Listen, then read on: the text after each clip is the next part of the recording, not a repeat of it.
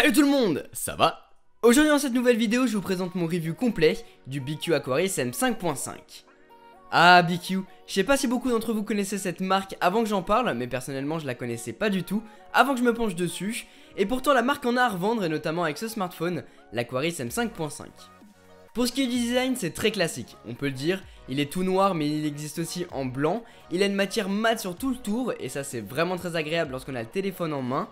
D'ailleurs il tient bien en main, il fait 162 grammes, ce qui est dans la norme, mais par contre il est un petit peu épais avec ses 8,35 mm.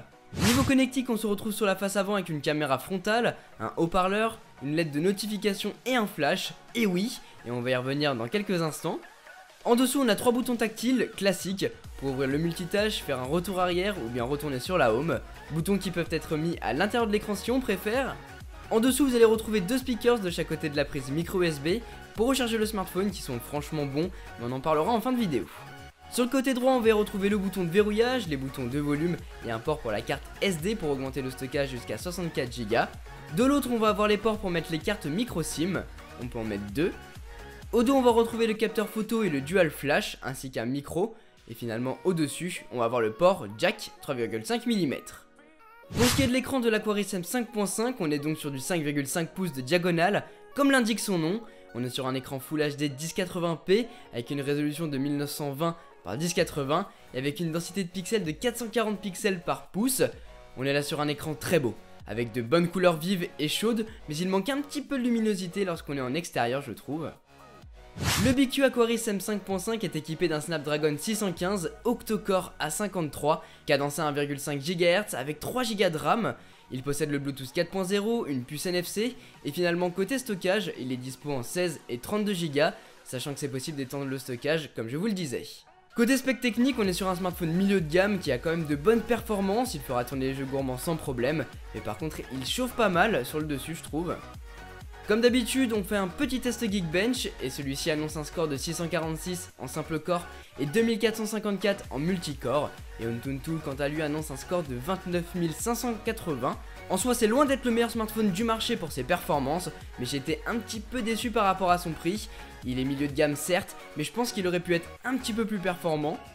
Sinon il tourne sous Android Lollipop version 5.1.1 quasi pure, on n'a pas de surcouche constructeur ou alors elle est vraiment minime et c'est plutôt pas mal j'ai envie de dire. La version pure d'Android est géniale et ça m'a bien plu lorsque j'ai utilisé le téléphone. Pas de prise de tête, on sait où trouver les choses, c'est fluide, réactif, c'est sympa côté design, sauf le fait qu'il n'y ait pas deux tailles d'application pareilles, mais c'est un autre débat. Avec ses 3620 mAh, on s'attend à avoir une super autonomie, mais là-dessus, ça m'a un petit peu déçu. On tient très facilement la journée, mais je m'attendais à quelque chose de plus costaud. Mais bon, si jamais vous êtes full jeu vidéo et que vous cramez la batterie en plein de milieu de journée, vous pouvez toujours activer le mode économie d'énergie, toujours là, présent dans les réglages pour essayer de vous sauver la mise. Côté appareil photo, il embarque à l'arrière un capteur Samsung 13 mégapixels avec une ouverture focale de 2.0 et un dual flash. Et là je peux vous dire, il m'a vraiment surpris. Je m'attendais pas à cette qualité, mais les photos sont plus que correctes, voire plutôt bonnes même.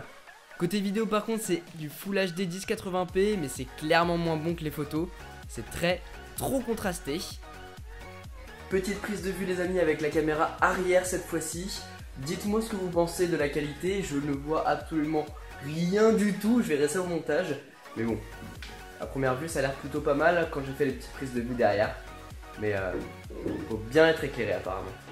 A l'avant on est sur du 5 mégapixels avec un flash et là, le Graal. Voilà une photo prise sans flash et vous êtes prêts? Voilà la même mais avec flash. La différence est impressionnante, les couleurs sont vives et détaillées, j'ai été bluffé. Et pour ce qui est des vidéos, je vous laisse juger par vous-même.